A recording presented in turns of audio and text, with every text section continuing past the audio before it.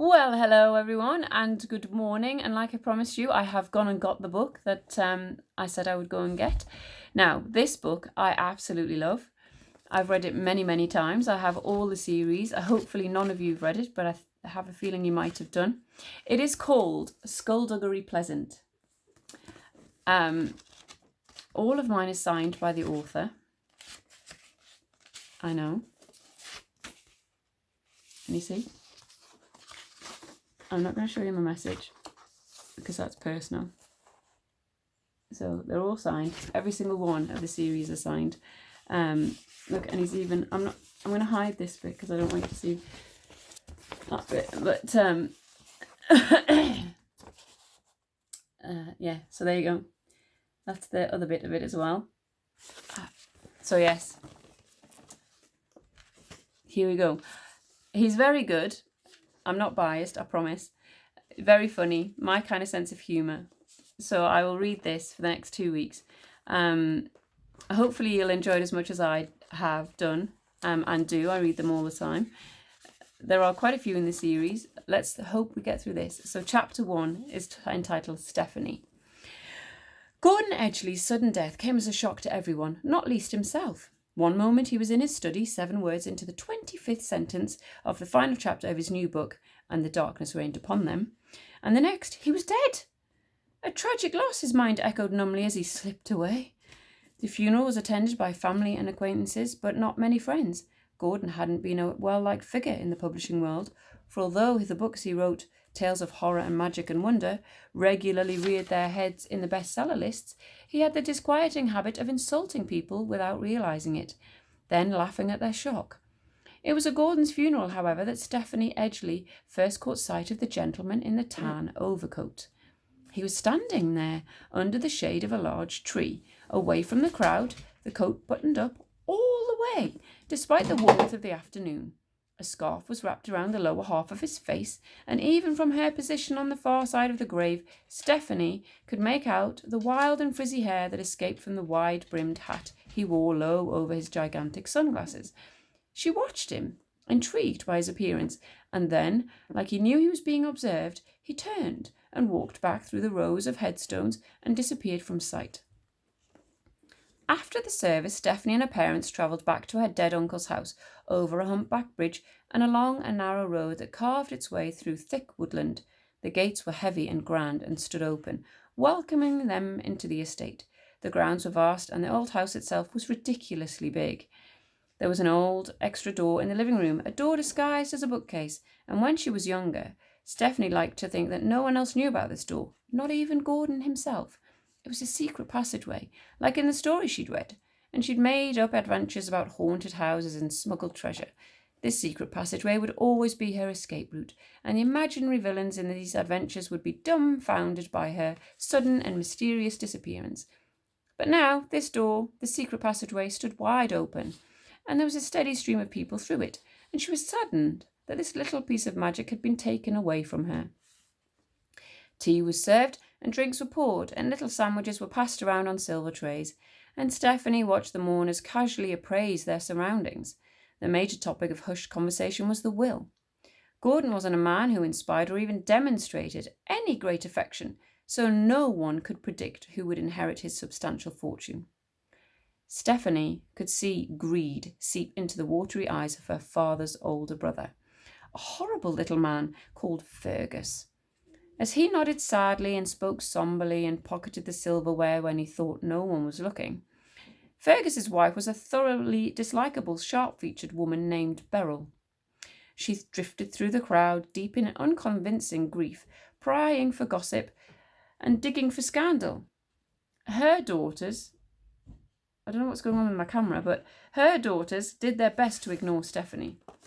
Carol and Crystal were twins, 15 years old, and as sour and vindictive as their parents.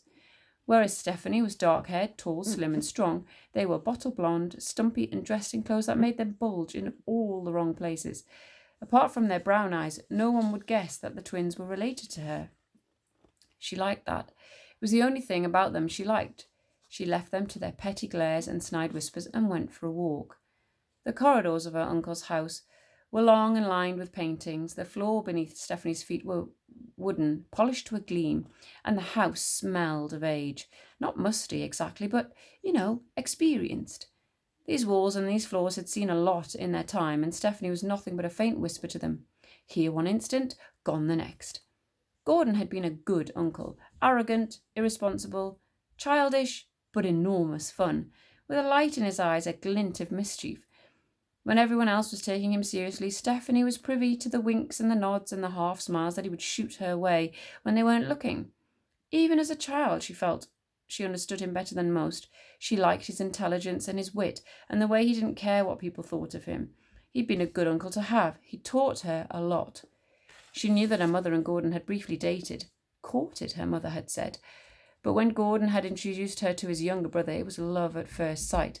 Gordon liked to grumble that he had never got more than a peck on the cheek, but he had stepped aside graciously and had quite happily gone on to have numerous affairs with numerous beautiful women. He used to say that it had almost been a fair trade, but that he suspected he had lost out. Stephanie climbed the staircase, pushed open the door to Gordon's study, and stepped inside. The walls were filled with the framed covers from his bestsellers and shared space with all manner of awards. One entire wall was made up of shelves jammed with books. There were biographies and historical novels and science texts and psychology tomes, which is another name for a book. And there were battered little paperbacks stuck in between. A lower shelf had magazines, literary reviews, and quarterlies.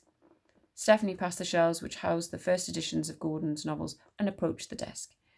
She looked at the chair where he'd died, trying to imagine him there, how he must have slumped. And then a voice so smooth it could have been made of velvet.